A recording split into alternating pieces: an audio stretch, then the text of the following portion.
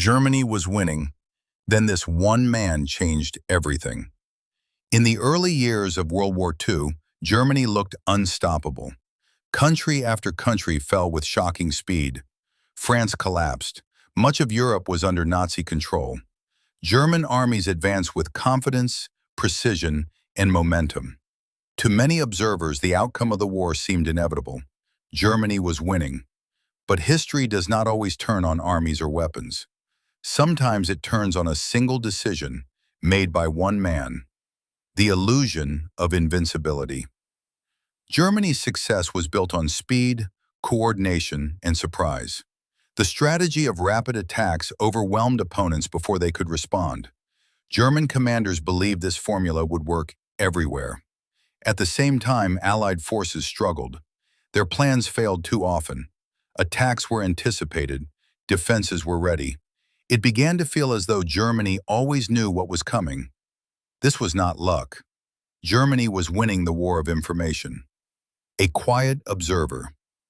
Hidden deep within the Allied system was an intelligence officer whose job was not to fight, but to notice patterns. He was not famous. He commanded no armies. He appeared in no headlines. But he noticed something others ignored. Every time the Allies planned a major move, Germany reacted perfectly. Not eventually, immediately. The enemy was not guessing. They were being told. Somewhere, Allied secrets were leaking. When he raised concerns, many dismissed them. Germany was powerful, they said. Of course, their defenses were strong. Questioning success sounded like doubt, and doubt was unwelcome. But this man refused to ignore the evidence. The dangerous conclusion. He reached a disturbing realization. Germany was not just winning battles, it was reading the Allies' intentions. If that continued, the war would be lost long before the final battles were fought.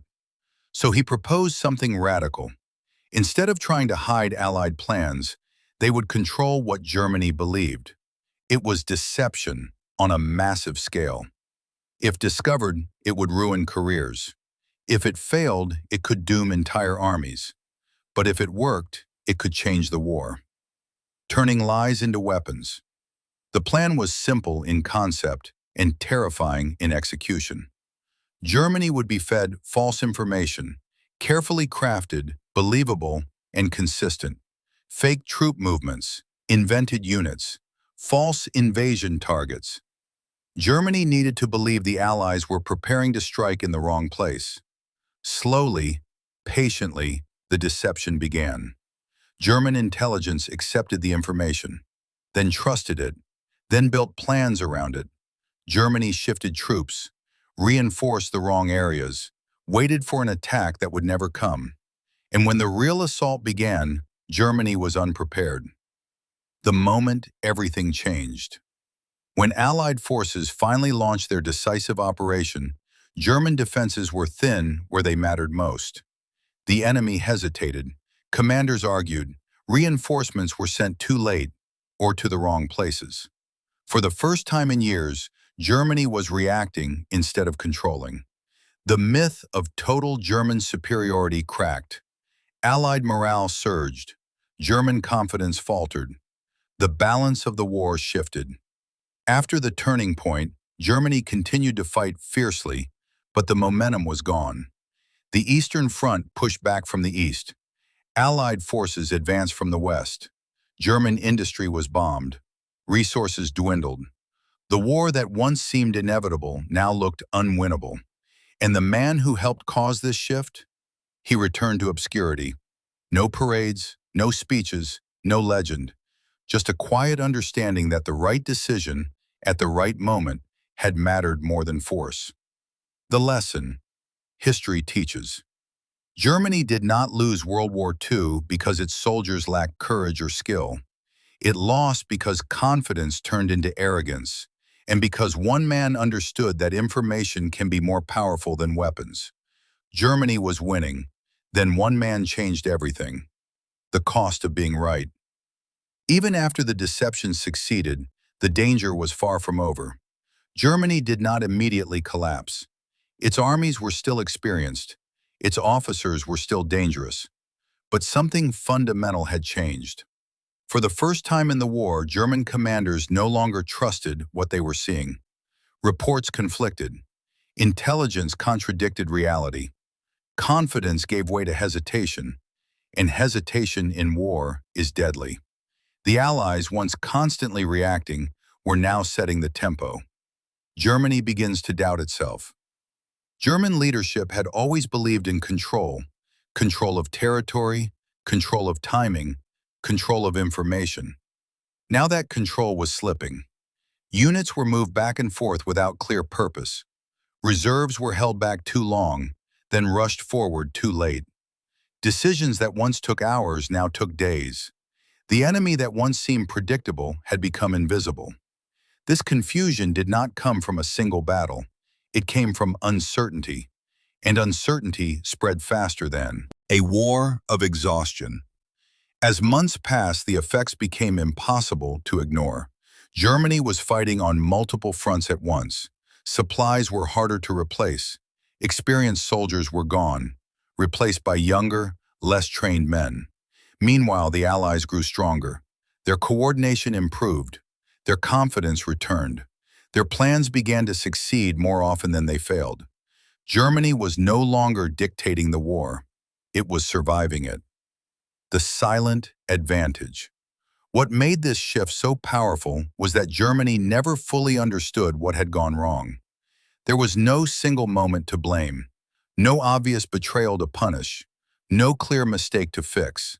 The deception had worked too well. By the time German leadership realized they had been misled, the damage was already done. Positions were lost, time was gone, opportunities had vanished. Wars can recover from defeats. They rarely recover from lost momentum. The man who stayed invisible. The man behind the deception never sought recognition. In fact, recognition would have been dangerous. His work depended on remaining unseen. Even after the war, much of what he had done remained classified for years. History tends to remember generals and battles. It often forgets the people who shaped outcomes from the shadows. But without his decision, the war in Europe could have lasted far longer and cost far more lives. Why this moment matters. This was not just a clever trick. It proved something timeless. Wars are not won only by strength. They are won by understanding the enemy better than the enemy understands you. Germany had strength, it had experience, it had momentum, but it lost clarity. And once clarity is gone, even the strongest force begins to fail. Lead in to the final part. By the final year of the war, Germany was no longer chasing victory. It was delaying defeat. Cities were falling, resources were gone, orders were disconnected from reality. In the final part, we'll look at the collapse itself and answer the question many still ask. Could Germany have recovered? Or was the war already lost the moment it was deceived?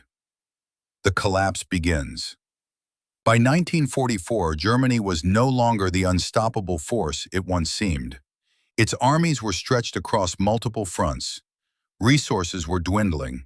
Experienced commanders were dead or captured.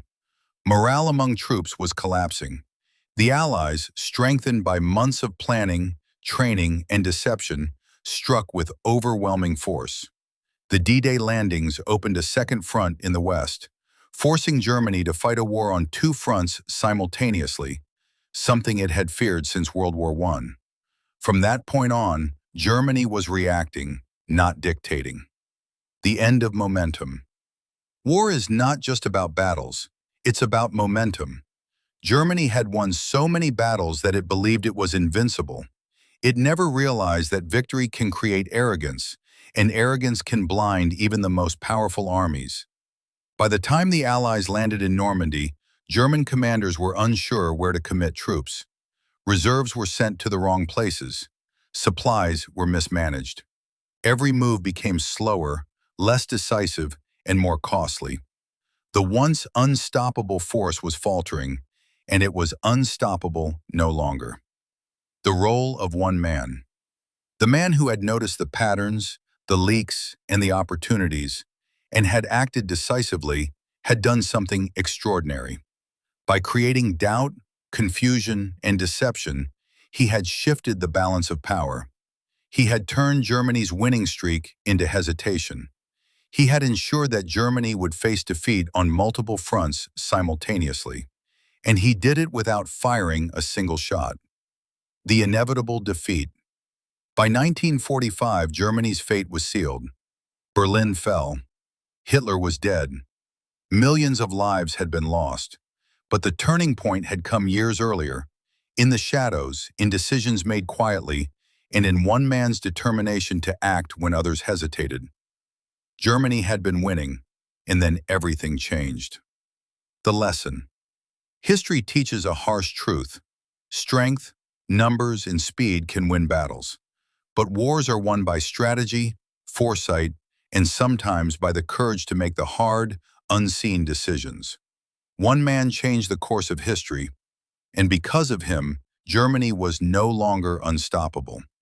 This is the story of how a war that seemed inevitable was turned, quietly, decisively, and forever.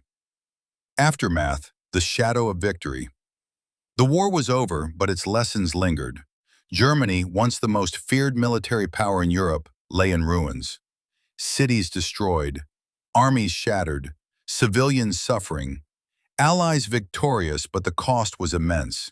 Yet behind every great victory, there are moments that remain invisible to most history books.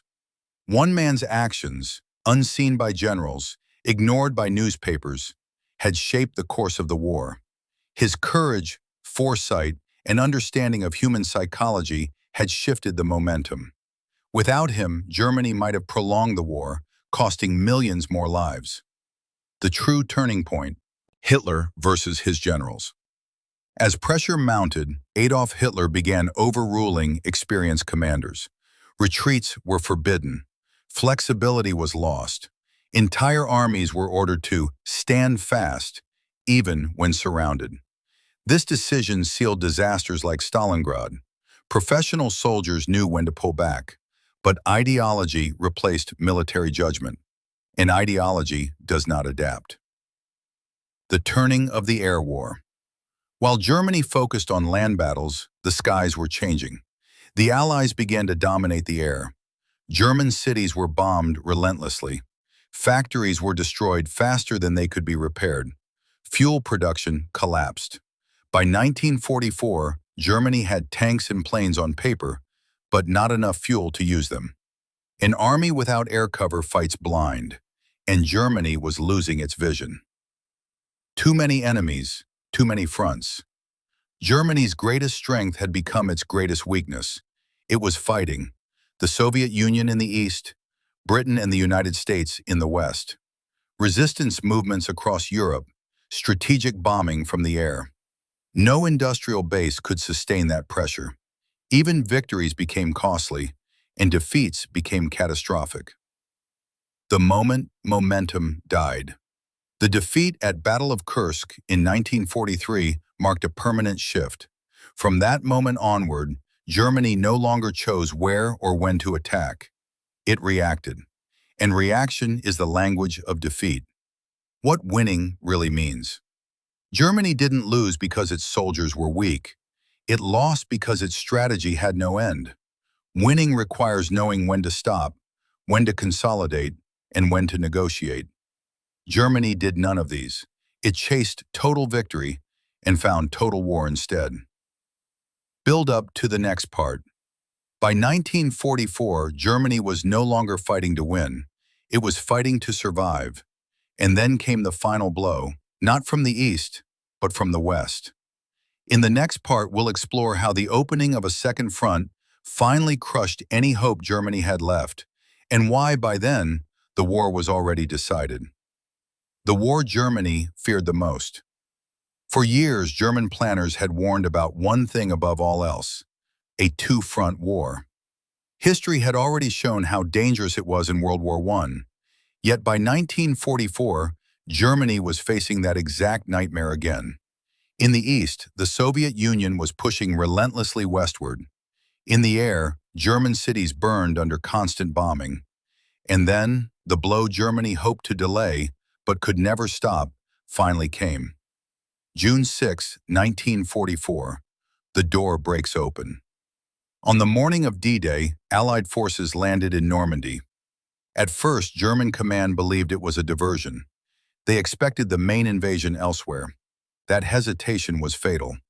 While German leaders debated, Allied troops poured ashore, secured beachheads, and began building an unstoppable supply pipeline. What Germany feared for years was now reality. A full Western front was open.